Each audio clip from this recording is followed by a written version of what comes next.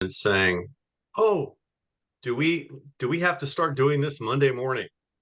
Okay. No. Big misconception. People are talking around they're talking to other people and all of a sudden thinking all these things are happening. There's a lot of, I'm just going to say, misinformation out there about really what the process is and what's going on. As of today, nothing's changed. Okay. I mean, there's a lot going on, but from a legal standpoint, nothing's changed.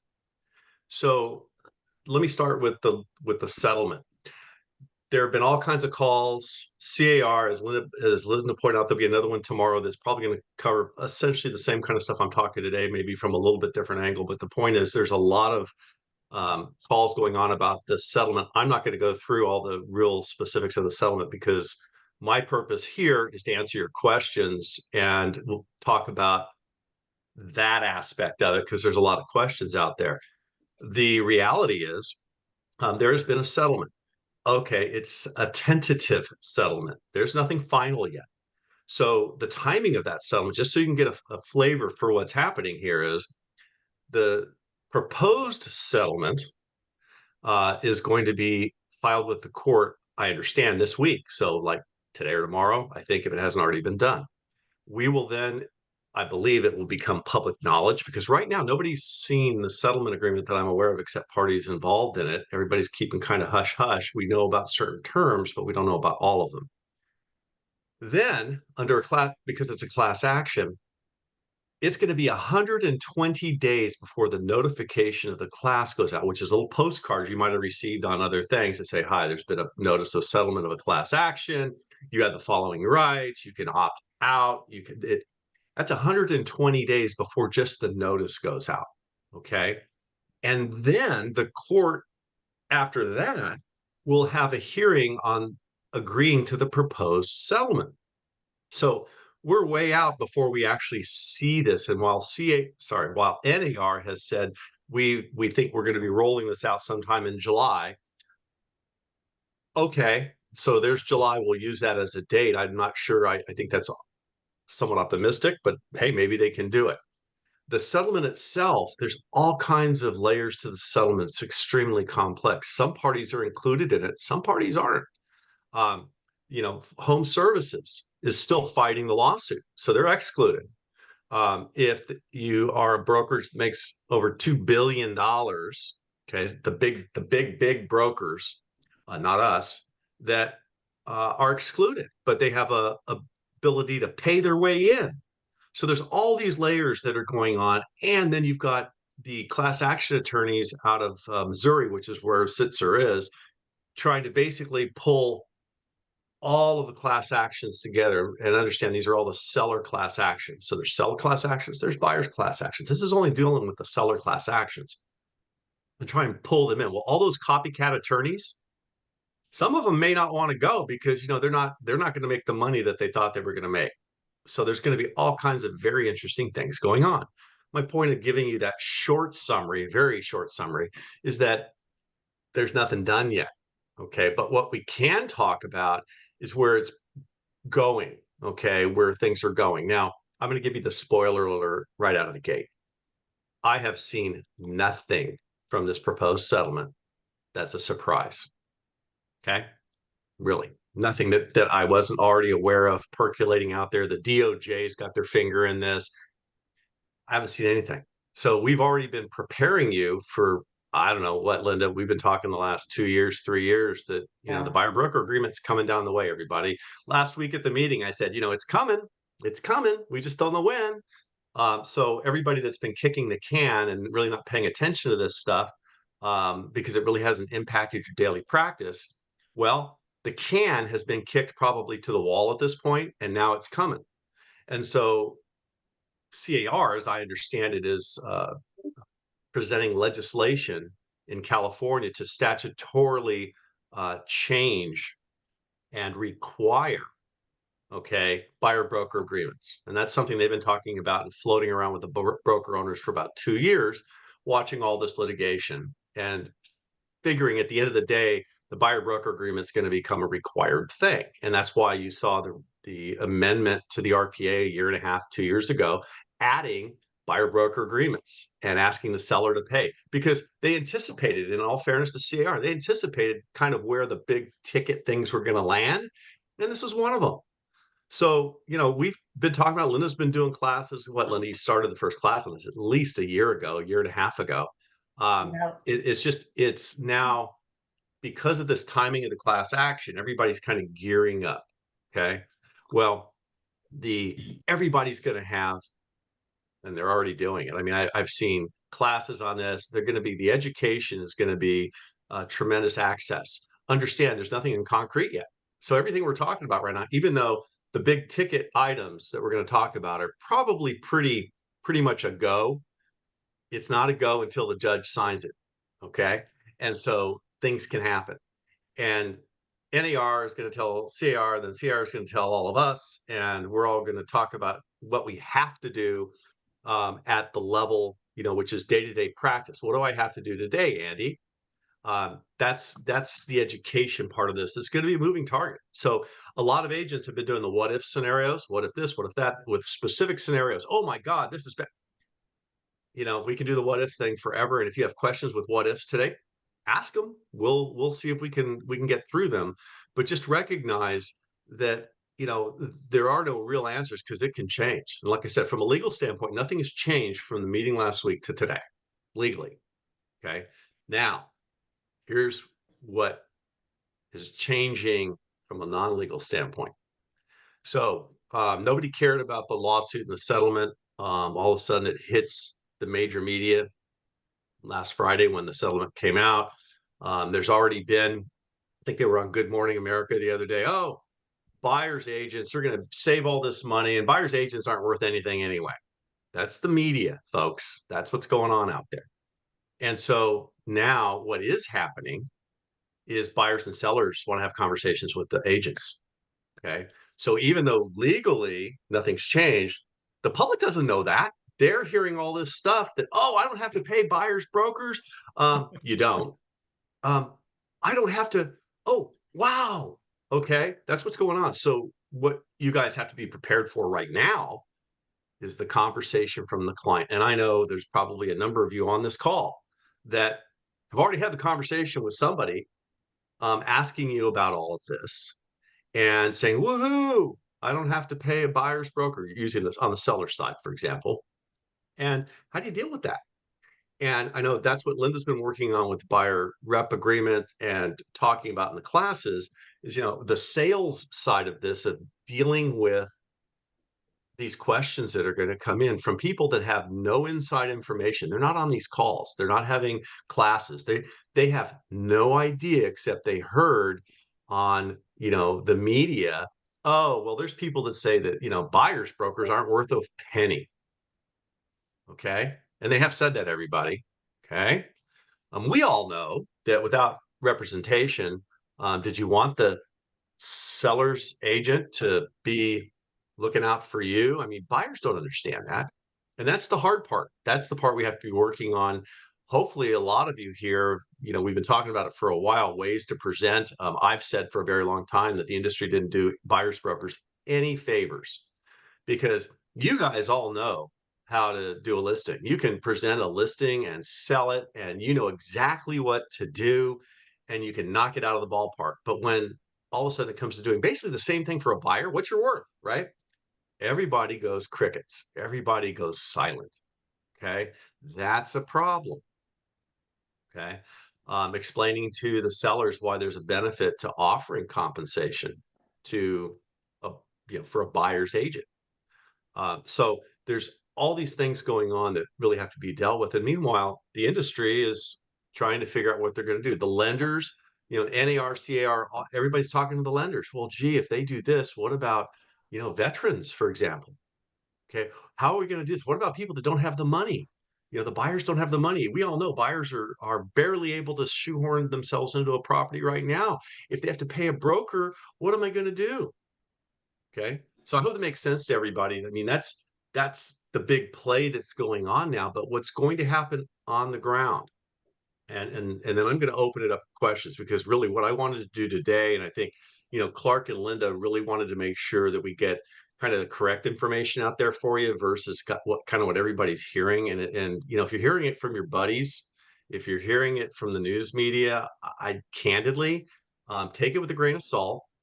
And if you have a question, escalate to us and we'll talk about it. Okay, let's get it, at least somewhat accurate, because I can't tell you guys the stuff I've been hearing. I mean, it's been interesting few days. All right. So Well, since that said, oh, go ahead. we're gonna oh, sorry, Linda. It's That all said, right. I just wanted to kind of lay it off onto what Linda's got up here. What's gonna happen is moving forward. I suspect you're going to see in the MLS, zero for buyers because people don't know they're going to do that. And then you're going to have to figure out, okay, from a buyer's standpoint, if I'm representing a buyer, we have to make sure you're going to cover your compensation. Where's it coming from? And at the end of the day, what all this is about is that everybody in the transaction is going to know what you guys are making from all sources. So there's not going to be this kind of the listing agent and the buyer's agent saying, well, we'll do this, we'll do that. Kind of orally, historically, brokers, agents can make their own deals relating to commissions. It doesn't have to be in writing. Okay. It should be. Okay. But technically, you could go make a claim. Well, under these proposed rules, really the end result is going to be the buyer and the seller and the listing agent and the buyer's agent all will know what everybody's making. Okay. It's going to be complete transparency. That's what's going to happen. And if you're going to represent buyers, we are probably, especially if CAR gets the legislation through, which they believe they can, they think it's going to be easy to get it through in the scheme of things. What's going to happen is we're going to be like a number of states where, if you are going to represent a buyer, unless you want to work for free, you're the first thing you're going to do. The first thing you're going to do is have them sign a buyer broker agreement, and you're going to have them sign a buyer broker agreement with exclusive representation in it. The buyer broker agreement, as Linda's been telling anybody that's been on her class, buyer broker agreement defaults to non-exclusive, like an open listing. Okay, anybody, it's a free for all. You're going to be wanting to check the box that says it's an exclusive buyer representation, which of course means it's just like an exclusive listing. They're your client versus open, which is everybody in the kitchen sink can do it. And then we're going to fight about who introduced them to the property. But you're And going we to do that talked right out of the about, gate. yeah, you can see, I've got the buyer rep up so they can There it see is. 4B2 exclusive. We talked about this yesterday. So make sure you read this. And there's a number of jurisdictions where you can call an agent and say, hey, I'd like to can you show me some properties? And the agent will say to you right out of the gate, oh, well, we can set that up after we set up and you sign a buyer representation agreement for me to represent you. I won't even talk to you without a buyer representation agreement. Okay. So that's where we're going to go. That's where it's going to end up. I can tell you right now, I'd be shocked if something changed with regard to that. Because at the end of the day, what's going to happen, and then Linda, I'm going to turn it over to you and then we can open up for questions, whatever you want to do. At the end of the day, how this is going to work, the Department of Justice, even though they've had trouble getting into this fracas because they settled their case a while back and the court wouldn't let them reopen it. And there's all this stuff going on. What they've been doing is they've been putting their fingers in these cases. And the big finger they put in that was clear that the people that settled these cases and the retired judge that helped them mediate it, they knew they need to get the DOJ to sign off on this, because if the Department of Justice comes in and says, we object, we object, we object, they might have trouble getting this approved. So what the Department of Justice has basically said, they've taken the position that they think that there should be absolutely no communication of commissions through the MLS. None, zero, no field, no offer of compensation. So NAR is first going to delete the requirement of a unilateral offer of compensation, which is what these lawsuits are about. Once they delete that, then it will flow to all of the CAR, and then what will happen there is that the buyer's agent and the listing agent, you're not going to have a place to go looking. Oh, there's a commission. Nope. you're going to have to now communicate with the listing agent. Now, there's going to be other ways of doing it. You can still negotiate anything you want. I mean, all that's still here, but there won't be the MLS. So you're going to need to treat it like, okay, I got to find out how I'm going to get paid. And so you're going to have to first get the buyer broker agreement with whatever you're going to negotiate, which is the sales side. Then you're going to communicate with listing agent to find out, hey, is there any offer of compensation? Um, then you're going to give your offer and you're going to check the box on the RPA that says pay me, seller pay me, and you're going to negotiate it. Okay, that's what's going to happen. The best analogy I can give you to this is you are making an offer on a property and you're an out of area agent and you're not a member of the local MLS. What do you have to do to make sure you're going to get paid by the listing agent? You got to call them, got to email them, and you got to do what? Cooperating broker. Okay. That's the best analogy I can give you here as to really the form and the procedure that's going to probably, I'm pretty sure, going to come down the pike here. And by not having it in the MLSs, the offer compensation, you're going to be left to communicating again. I'm going to use that word a lot, and making sure you're going to get paid, because NER's position is that if you don't do this up front and you have a buyer and for whatever reason the buyer has quote hired you and you're acting as their agent, and let's say you didn't have this, you will not ethically, you're obligated to show them that property that's not offering to pay you a dime. How do you like that? Meaning you're working for free. Ethically speaking, you're obligated to show them that property. Okay, that's a pretty interesting position, which again begs the question, why are you representing a buyer unless you have a buyer broker agreement? Now, the big positive with this, because I think, nobody likes change, but at the end of the day, this is not as earth shattering as everybody thinks it is from a practice standpoint. Okay.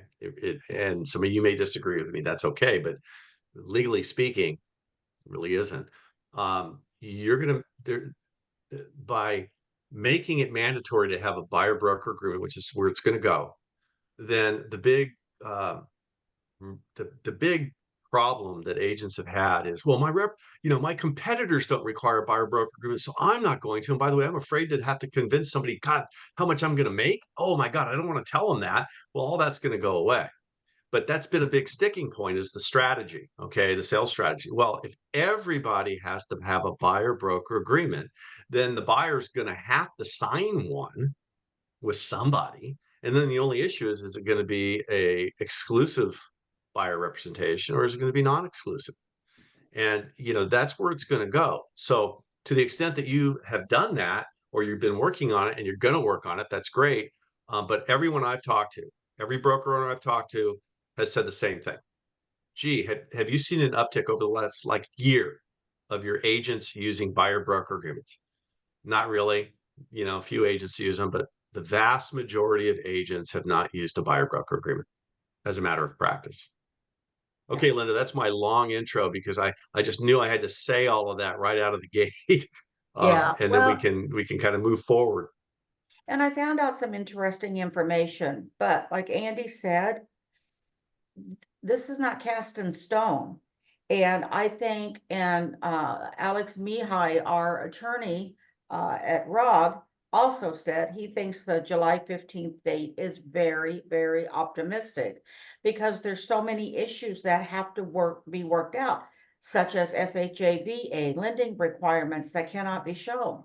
And I mean, these are things that will really hurt an FHA, VA buyer. So we have to get that worked out.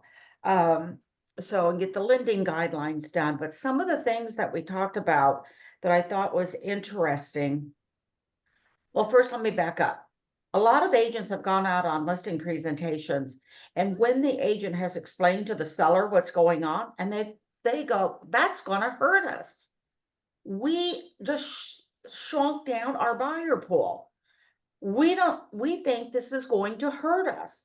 So now you're always going to have the sellers goes, yo, whoa, whoa, whoa, I'm not going to pay anybody, but in the end, in these classes will show you how to do your offer, how to use the seller payment to buyer broker and use that. And you need to look at G3 of the RPA, which is where you incorporate this document. If you haven't read that, you need to. I will tell you the buyer broker agreement, obviously, Andy, that's going to have to change drastically to what it is now, because a lot of it, I don't see that it's going to work. So I don't know if you've heard rumblings on that. No, CAR has already got the forms committee looking at all the forms. What they're trying to do is they're not going to change anything until they know it's for sure. Okay, but Right, they're getting ready on what they think's going to happen to kind of have a, A, B, and a C, if you will, because there's multiple documents that are going to have to be tinkered with. I don't think, redone, shall we say, but anything relating to sharing and they're looking at. And I suspect if the June release, if there's any of the documents that they know or for sure they may release before June, candidly, I don't know that we're going to see much of that because I don't think anything's going to be in stone before June, but they might. And then after June, though, if July, let's just say July hits and we have a settlement. Well, they're not going to wait until the December release to release forms. They're going to release them quick. And at that point in time, we'll all be sitting here again going over all the forms as modified. But as I said, right now, nothing's changed from the form right. standpoint. So a couple of the takeaways that I got from the call yesterday, which I thought was interesting. So within our brokerage, and we're a large brokerage, we can share the commission. We can post it on our Facebook page. We can say seller paying. We can do that on our Facebook page. Now, what isn't clear, and I don't believe that you can, I don't think you can put it on your public page. It's only within our office. So I thought that was interesting. Um, and some of the things that I thought that as listing agents we could do, much like a new home builder does. And they do broker co-op, broker co-op. Well, we're all going to get sign writers that say broker co-op. So what are you telling the world now? That if an agent drives by and sees it, that your seller is cooperating. So I think that's interesting. Again, we'll have to wait and see if that pans out, but that's one thing that we talked about. And but what Andy said earlier is very true. It's going to force communication between the listing agent and the buyer's agent. We're going to go back to old school. And when you had to talk to the agent, hey, do you have any offers on your property? What does it look like? What do I need to write in? What's critical for the seller? We're going to go back to those days where you have to communicate again. It's not going to be write an offer and email it over and hope for the best. I think those days, it's not going to work now. But again, we don't know. And there's a lot in listening to Alex yesterday, and there were managers from all over the country on that call, that there were so many questions that he can't answer yet, and Andy can't answer yet. I don't think, Carr or NAR can answer any of them. So that's why I will continue on Monday. I'm repeating the buyer broker agreement class. And that's okay if that is going to change, because at least if you get this one under your belt, the next one will be easy to absorb. You will start getting used to using this, the seller payment to buyer's broker. I've only seen this used a handful of times. Now, if an listing agent puts a listing into the MLS now and has an offering of compensation, you don't need to use this. This is only if there is no compensation offered. Now, if it's a real low compensation, then you could use the CBC, or, you could use this one as well and then increase the commission. So there's a couple of different ways that you can go with this. So anyway, we will start taking questions. It's G3, Annie, on the purchase agreement. Let me pull it here. It's on page 2. So if you go to G3, it says seller agrees to pay obligation of buyer to compensate buyer's broker under a separate agreement. It is G3 paragraph 18 where that is. So that's Or you can use that. Before you can use that, you have to have a buyer broker agreement. It correct. says only check this box if you got a buyer broker agreement, which is when it came out, we were all saying, don't, be careful, because people were checking the box and they didn't have an agreement. So, that's just procedurally. I can't stress enough my agreement with Linda on these documents. While we think there maybe there's going to be a bunch of changes on one versus another, the getting ready for the presentation, they're not going to change so drastically that you can't just modify whatever you've done. This is a huge issue today from the standpoint of dealing with your buyers and your sellers. Not legally. It's the buyer says, I don't want to pay the broker. And what Linda said, and I want to double ring this bell. And I've heard this from others already. The seller, if you explain to a seller, when they say I don't want to pay anybody, you say, great, we can do that. No problem. Remember, you gotta let them do that.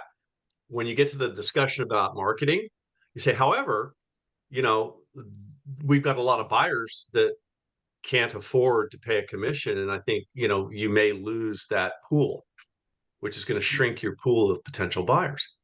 And if you explain that correctly to a lot of sellers, they're like, oh, wait, whoa, wait, hey, oh, let's talk about this. Okay. If the seller doesn't want to pay any commissions, then, have them do a FISBO. Good luck with that. Right. Go ahead, Linda. So one of the things that we've been talking about in our masterminds group, and next Wednesday at 3 o'clock is our next masterminds. It's live here at the office, but it is a great roundtable discussion of how people are handling this. I can't stress enough that you all are there because some of the takeaways are so great in how you're brainstorming with your peers and they come up with great verbiage. Andy and I 3 months ago when we were talking about this, how do we have the conversation with the seller that about the listing and the buy side and not paying? And Andy, we talked and we went back and forth with different verbiage on what to write in, which we have put out and given to you at masterminds and in our training classes. And Andy came up with a key 2 words: seller strategy. And I went ding, ding, ding, ding, ding. That's exactly what it is. It is a seller strategy. How do you want to sell your home? Now we can increase the buyer pool or, if you shrink it down. So that's the conversations that are happening now because it's still in the MLS and they're having that option. When the option goes away for the MLS, we will have to see the verbiage and how we can communicate that. Ernie, to your question, why can we only put it just our Facebook page? Because it has to only be internal within our brokerage. And that's not Realty One Group as a whole. It's 01847410, period. So, but what I believe we can do is, Andy, I don't know your take on this. Broker co-op riders on the for sale signs.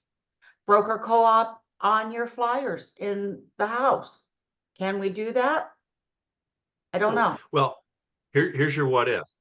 If I were reading my tea leaves, I'd say, yeah, the whole point is communication. Hey, we share, come our way. There's nothing wrong with that, especially re- the the reason for these lawsuits was allegedly that the buyers and the sellers didn't know who was paying what for who. Okay. Huh? I'm And I'm I'm ultimately, I'm they in the want to make car it so that the looking at watching this here. buyers are going to. Carol, can somebody turn off their phone in the So car? the ultimately what's going to go on here is the buyers are going to pay for their broker and the sellers are going to pay for theirs. That's it. That's really how deep it's going to go. So all of the marketing side of this is going to be on the communication.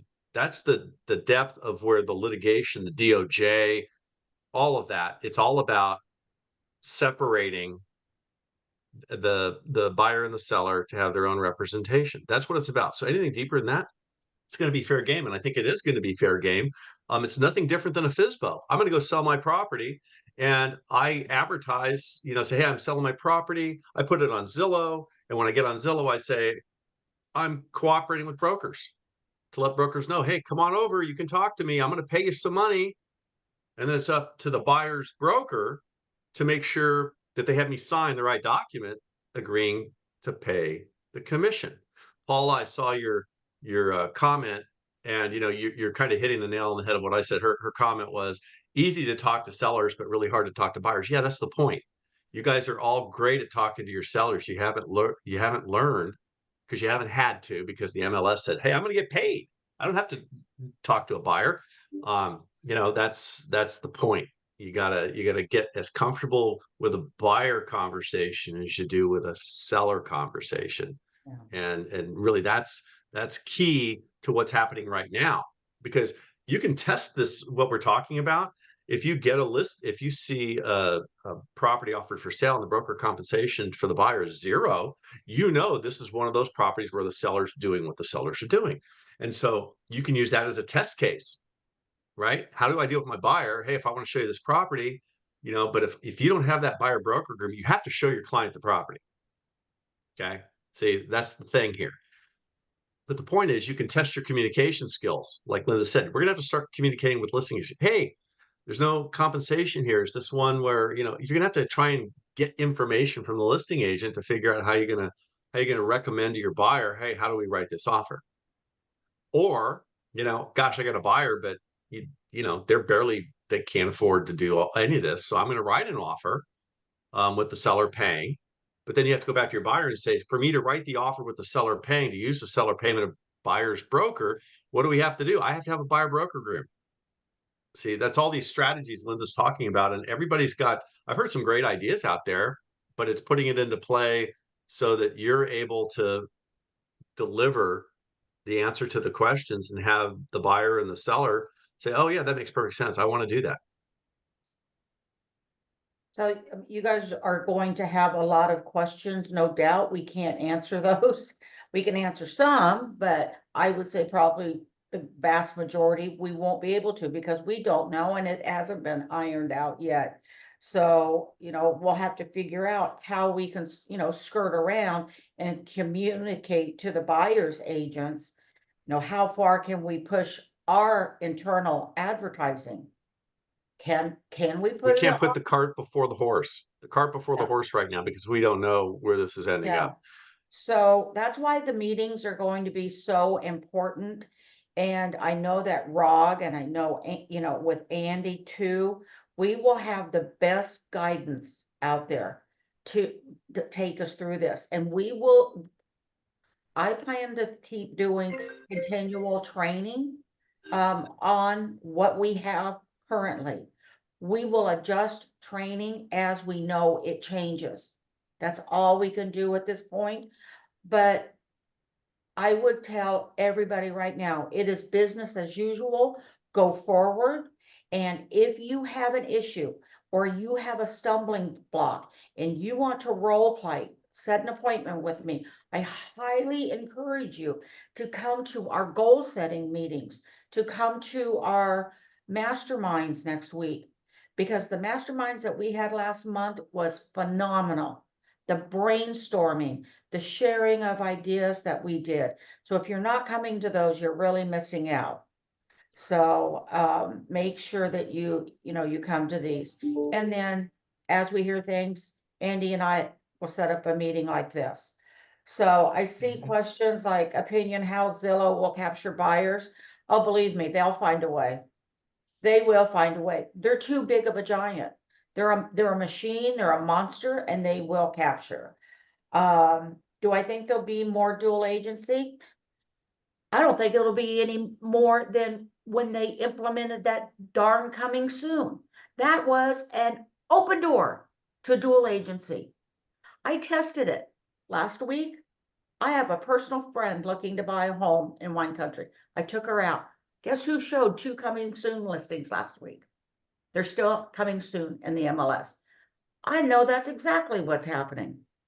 Now I will tell you, he just about lost it when he found out I was a broker for ROG, and he let me into a coming soon listing. So, do I think this could lead to it? Absolutely, but no more than I think the coming soon. Right. So, So I Linda, love, why don't we do this with suggestion? I got to make one comment, and then I'll just open it up. Why don't we have some questions? Linda, okay, you can be in charge of, directing whose questions they are. yeah, that's what I'm So, looking at on what here. Linda said, we've got there's a lot of moving targets, and if we can't, all the information you're going to be getting, I know it's sensory overload, but if you have questions, escalate. One of the things that CAR is trying to do, and I'm going to throw this out there just so you're aware, you've got me, you've got Linda, CAR on the broker calls with all the people, they're keeping their mouths kind of tight-lipped because there's still ongoing litigation. This doesn't get rid of all the litigation. So they don't want anything in writing. So what they did say is, if you got a question, call the hotline and they'll be candid with you on the hotline, attorney client communication. Okay. So my suggestion is before you do that, call Linda, call me.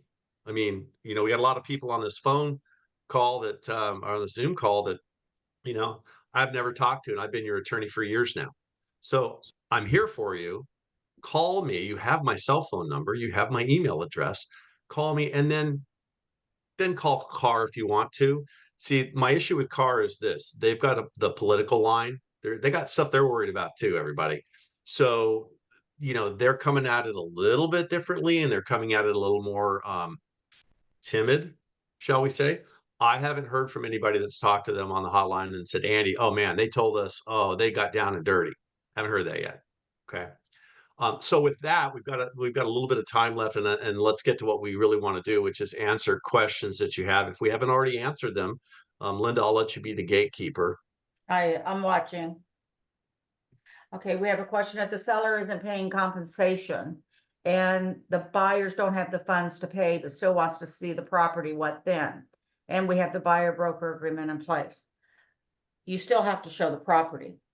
Now, can the home absorb a rise in sales price to cover the commission? That's a possibility. But if it's already tapped out, so these are all the things that, we don't know yet. Well, if the seller's not going to pay, it's a FISBO, right? And ethically, you're supposed to show all properties, and Right. that's why I said earlier, ultimately, if you have a buyer broker agreement and it's an exclusive buyer broker agreement, your buyer's paying your commission. And if you can't get the seller to pay it, checking the boxes on the RPA and all of that and talking to them, that's just the cost of doing business. And your buyer's going to have to pay. And then here's the part that gets uncomfortable as well. Well, my buyer, is a friend, or they can't afford it. And, if they have to pay my commission, they may have trouble qualifying, and all the things that we're all thinking about, right? And then the business decision for you is, okay, do you want to work for free? Because you can always say, I'll take less. You can always do that. But then you're undercutting the whole purpose of trying to give your worth. I mean, if you explain your worth to a buyer and what they're paying for, and if you do it well, and they're going to understand that you've got worth. If you just cut your own worth, say, well, gosh, I feel bad for you. That's okay. You can work for free if you want to. I mean, sorry, but that's the harsh reality of it. And The buyer is, and I think like 6 months ago or something, a title company. I think it was at one of our meetings. I'm not sure. I'm not sure if it was not. Get the old guy thing. They had a list of like 150 things that a buyer's agent does. Okay, and none of us could list 150 things, and yet there they were. And that's what you have to run in. And I heard a really great suggestion from another agent the other day. They said, you know what, when you've got your list of required documents, required things that you have to do on the buyer side, your checklist, go look at your checklist. It's not one thing. It's like this, right? You go through your checklist and say, we have to do all of these things to get this deal closed. Mr. Buyer. You didn't know that, because all buyers and sellers know is that you guys talked, and within a minute and a half, they've got a deal, and all of a sudden the agents are making all this money and they didn't do anything. I've heard that for decades, you guys, decades. That's what they think. You got to educate them. And everybody, we all think that everybody knows what we do, and they don't. They have no clue. And I thought that was really interesting. Okay, Yeah. next question. Sherry had a great post that she did, Sherry Jones. And Sherry, I don't know if you can share. Did you share that on? I'm here. Did you I share? I can put it on our internal Facebook page if you That like. would be great if you could do that. It was a very comprehensive list of Sure. what a seller's agent does and what a buyer's agent does. So that's, very important. Years ago, we used to do a book. Our agents took every document that may be required, copied them, put them in a 3-ring binder and took them and met with the seller. This is what we will have to do before we close escrow. Now you can, do the same thing with your buyer. These are the documents.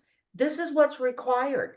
You know, I've had agents, one of their lines that they say with their clients is, hey, uh, negotiating the price of the house is the easy part.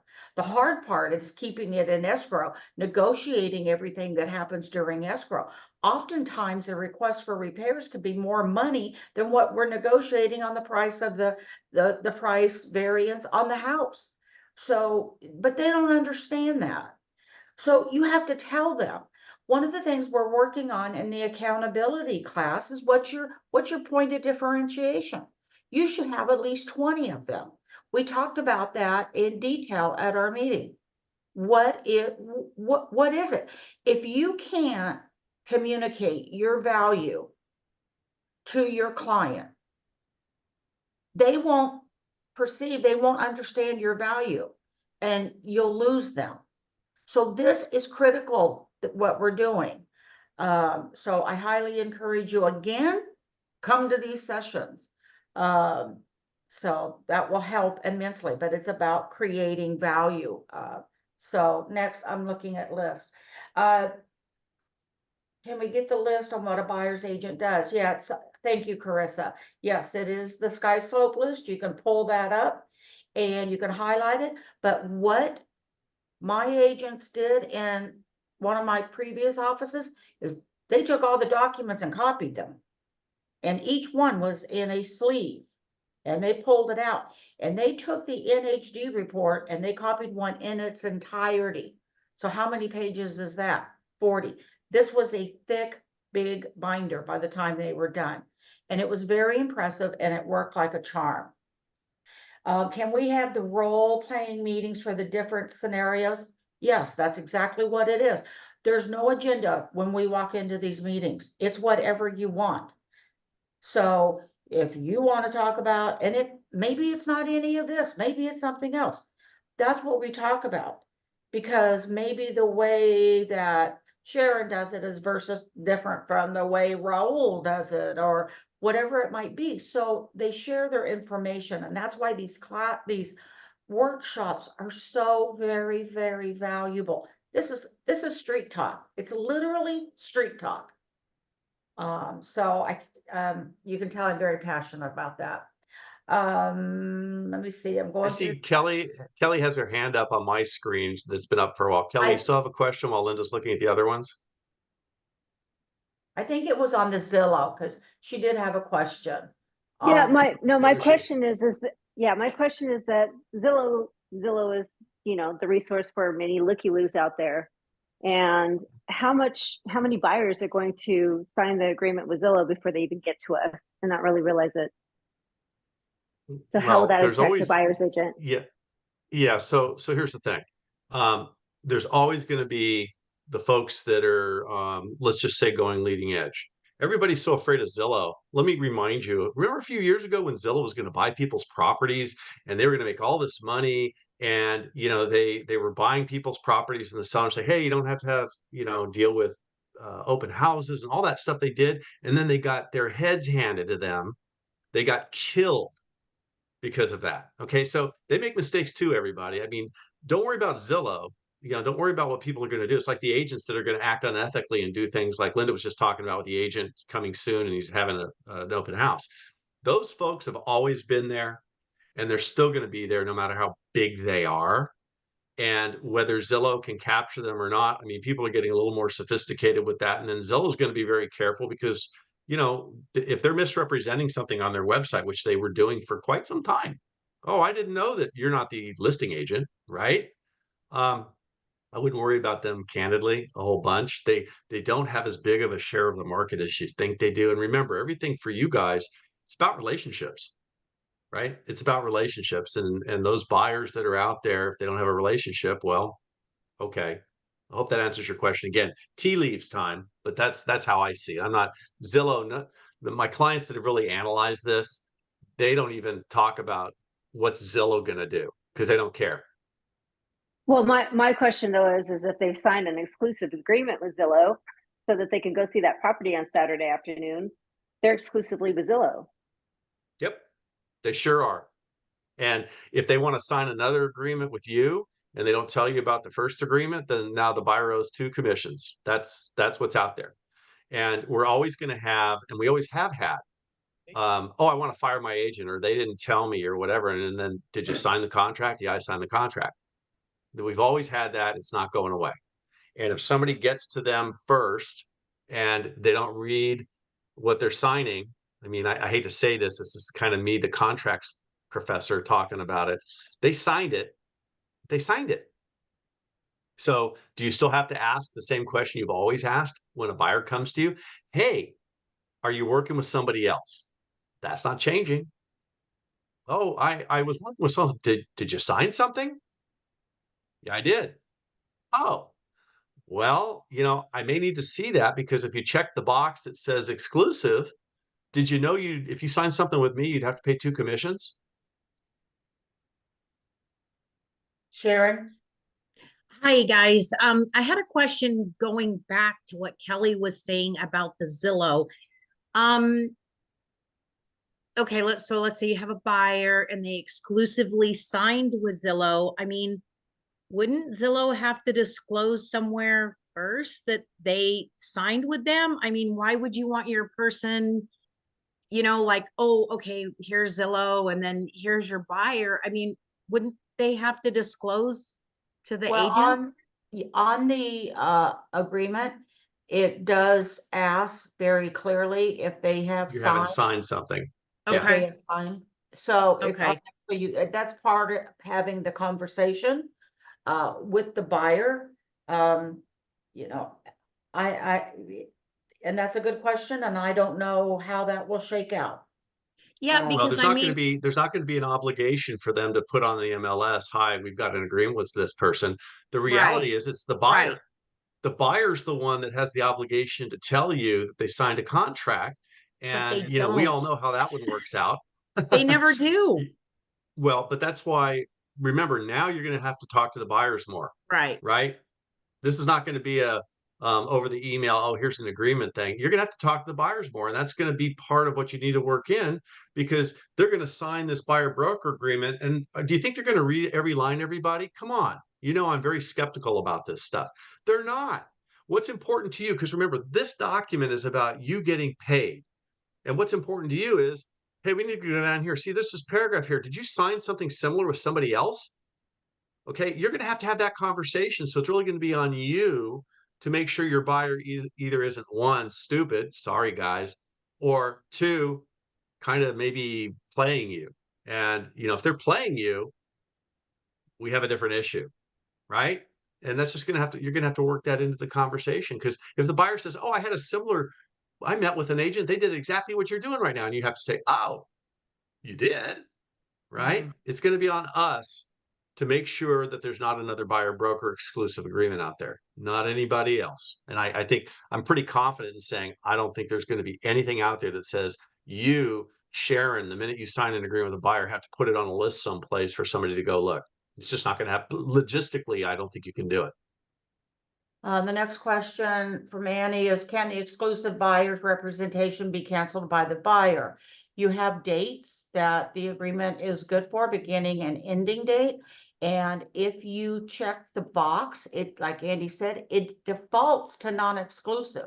But if you check 4B2, that it's exclusive, and then you go down and check 4C2, which is in conjunction with the exclusive.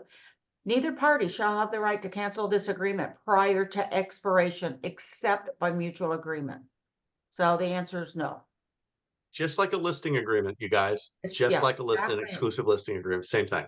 Timing, results, everything. It's geared to be very similar. Yeah, and you had the same safety clause on here that if you provide a list of names that you have shown the home to, maybe written an offer, etc., then you have that protection clause, the safety net, that those would fall under you. So you need to make sure that you fill that out and make sure that maybe your agreement expires. You need to make sure that those names that you've worked with, that you've either shown the house to or etc., that you deliver that over. Yes, you need to check 4C2. Yes, for that. Okay, anything else? I don't see any questions. I'm rather shocked, but I think it's because Well- we don't have enough yet. Well, and I'd like to think that Linda, by the time we got done with, especially with me yakking away, that we all, we've answered a lot of hopefully the questions people have had. Everybody, I put my name and my phone number in the chat.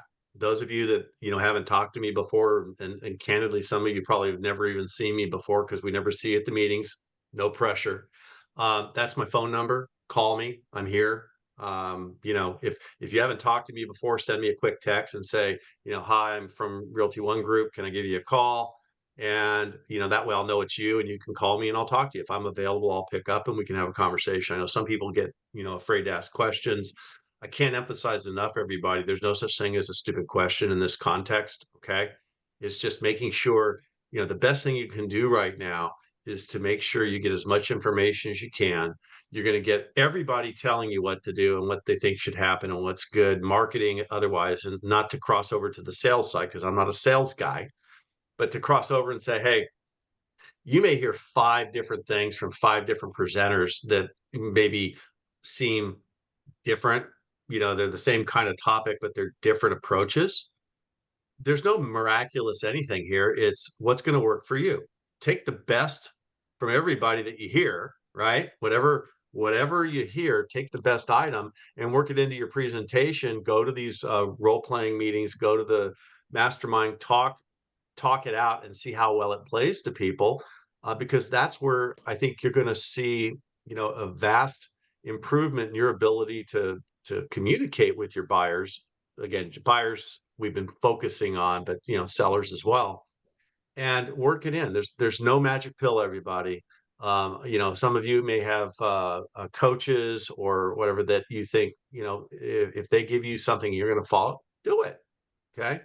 But just understand there's no bright line right now. So somebody saying you will or you shall, maybe. Paula, you have a question.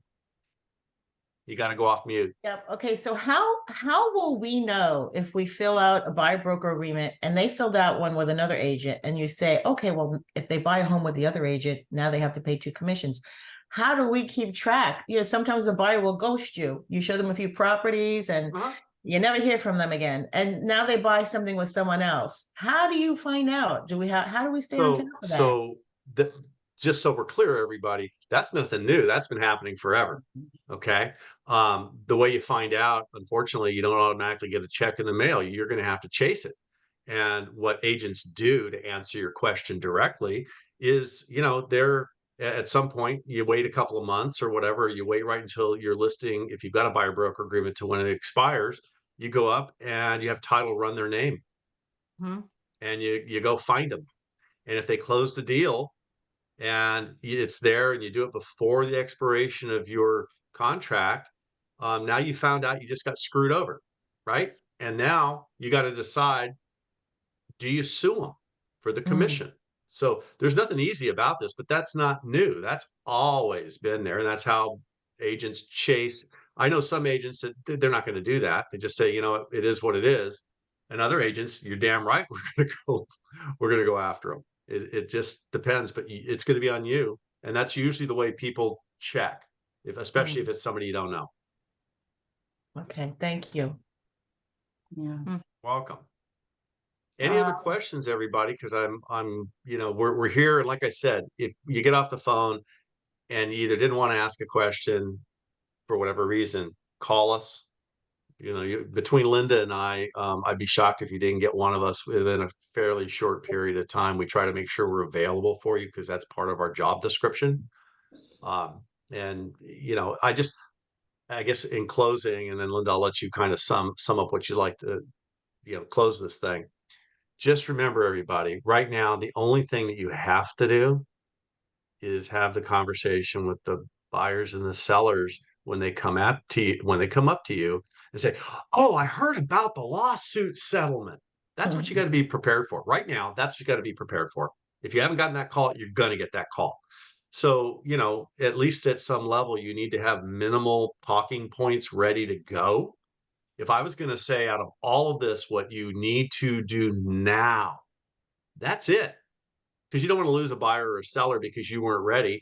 And they're all going to know about it because the news media is playing around with this stuff and giving all kinds of stupid information about what's really going on.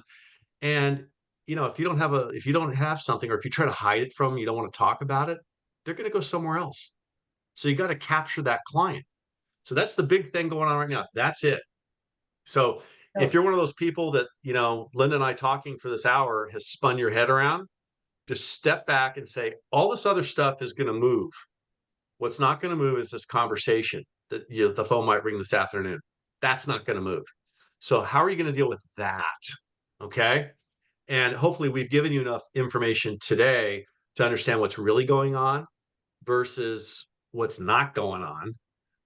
And then, as Linda said, believe me, when we hear about it, we tend to hear about it fairly early.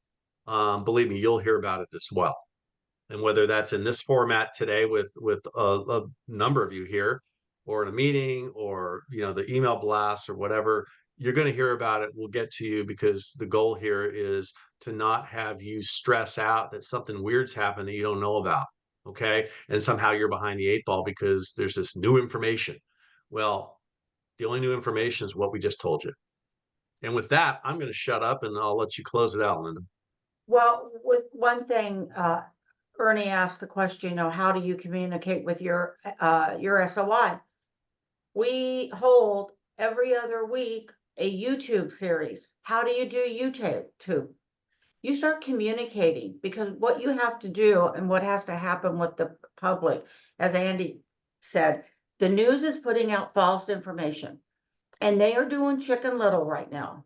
And that's why I swear I do not watch the news, because they do not tell anything right. So what you need to do, if you have your sphere of influence, why not do a YouTube video, a quick one that you send to your SOI, that you post on your Facebook page?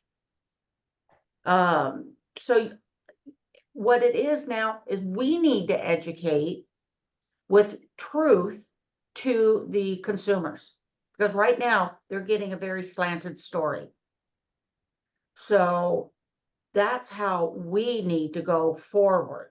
So if you haven't taken, Troy Sage is doing a phenomenal training class every other week on how to do your YouTube channel, and what to communicate, how to communicate. When you do your videos, he will critique what you've done and give you advice. Change this, do that. So if you haven't started taking that class with him, I highly encourage you to do this, because this is free to you. It's something that Clark and I have arranged for you, and it's free. You would pay bucks up for this if you went outside this brokerage to get this training. So make sure you take advantage of it, and the rest of the training that we try to do for you. So I don't see any other questions. Thank you, Andy, very much. And like Andy said, we will keep you posted as we hear things. Right now, it's more important than ever that you watch our email blasts and that you watch our Facebook post, the office private page, because that's where we communicate to all of you, because it's one of my favorite things that I hear. Oh, I didn't know that. We've only been talking about it for 2 months on our email blast as well as Facebook. So pay attention to those. It's very simple. It doesn't take that long. I had a question, Linda. Uh-huh. So what I understand, Andy, so basically nothing has changed unless the seller is not paying a commission. And then we have to use the buyer broker agreement, correct? Correct. Well, Yeah, you I have mean, to that's use, the reality. We're going to see more of that now. We're going to see more. You're going to get on the MLS. I don't think it's going to be as much as you think it is. If the listing agents are doing the, everybody's getting the information in the on brokerage community. If the listing agents are doing their job, the sellers are going to realize that there's a benefit to having, offering compensation. So I think you're still going to see, offers of compensation. It's not going to be like Tuesday of next week. All of a sudden, there's no buyer compensation. I think you're going to see pieces of it. And if you see that, like I said earlier, I think that's going to be a great place to kind of test the waters with presentation, et cetera. But that's tea leaf stuff at this point. yeah. So maybe for the month of June, Andy, you and I can chat about the office meeting, being all of this and anything that is status at that point. So we'll talk. You can't shut me up. You guys know that. Anything I hear, I'll talk about it forever. So, I'll always have something to say.